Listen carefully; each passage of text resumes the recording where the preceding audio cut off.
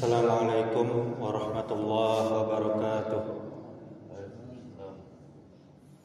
Alhamdulillahi rabbil alamin. Asyhadu an la ilaha illallah wahdahu la syarika lah wa asyhadu anna Muhammadan abduhu wa rasuluh. Amma ba'du. Alhamdulillah, segala puja dan puji hanya milik Allah Subhanahu wa taala. Kita bersyukur kepadanya atas segala nikmat.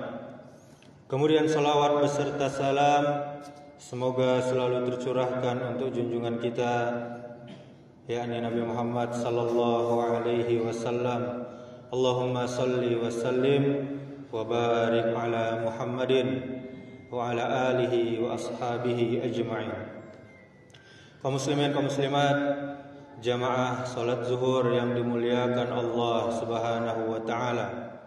Allah Subhanahu wa taala berfirman di dalam surah Al-Hadid ayat 20. I'lamu annamal hayatud dunya la'ibu wa lahwu wa zinatu wa tafakhurum bainakum wa takasurun fil amwali wal aulad.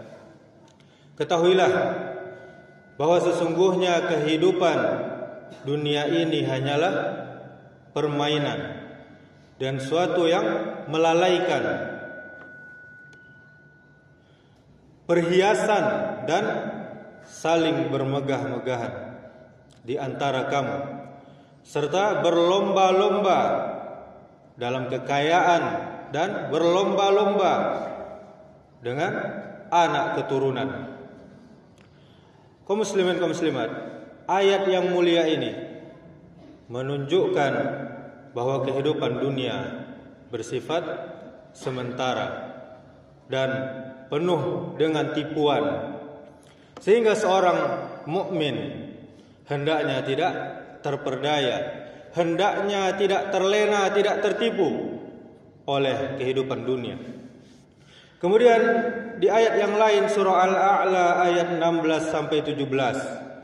Bal tu'sirunal hayatad dunya wal akhiratu khairu wa abqa.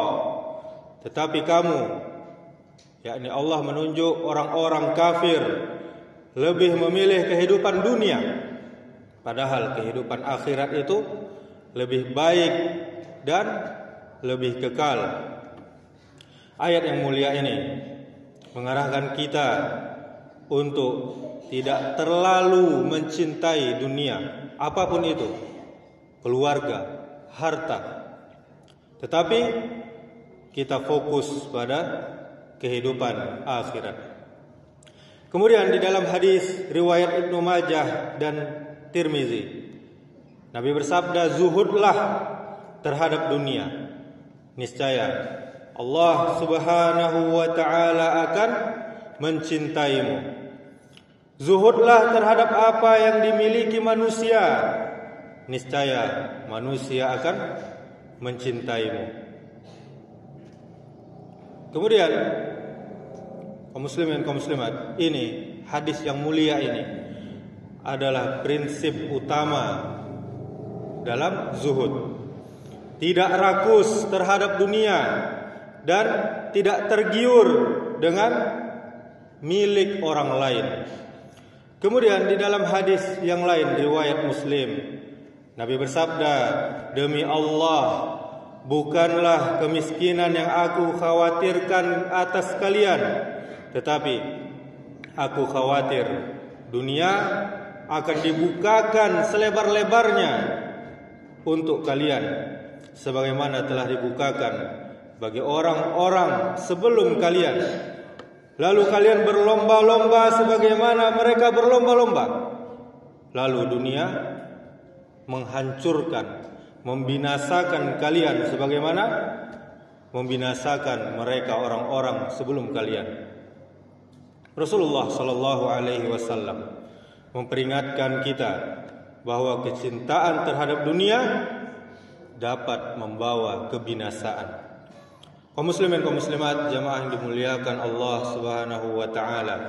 Bagaimana bentuk bagaimana ciri-ciri orang yang zuhud tersebut, yakni mereka orang yang zuhud tidak tergantung pada dunia meskipun mereka punya banyak harta.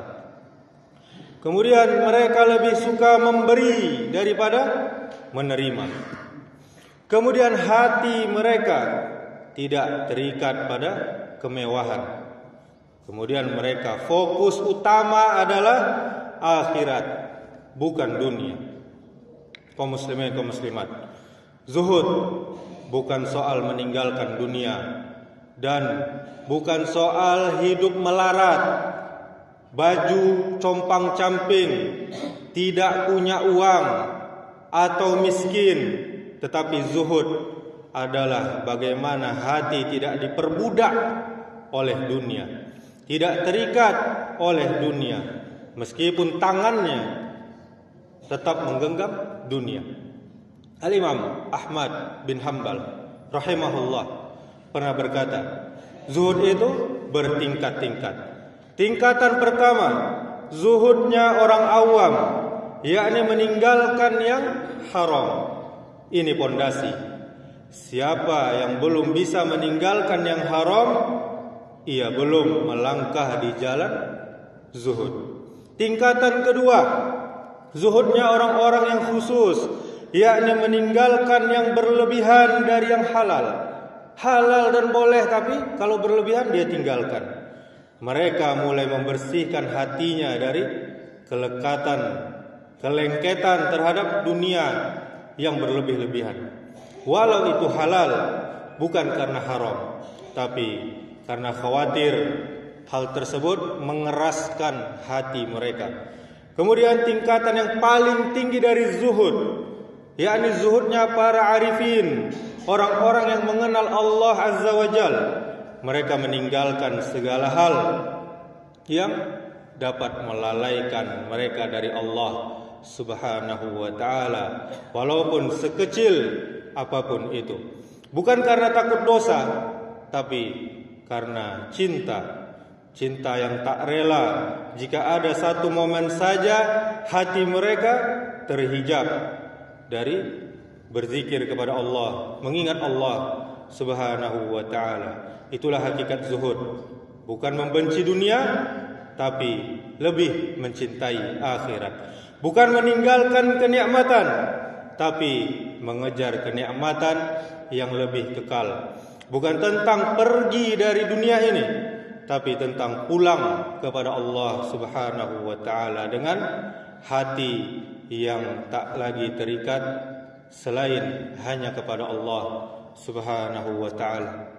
Demikianlah, semoga yang singkat ini bermanfaat bagi kita semua. Subhanakallahumma wa bihamdika asyhadu an la ilaha illa anta astaghfiruka wa atubu ilaik. Assalamualaikum warahmatullahi wabarakatuh.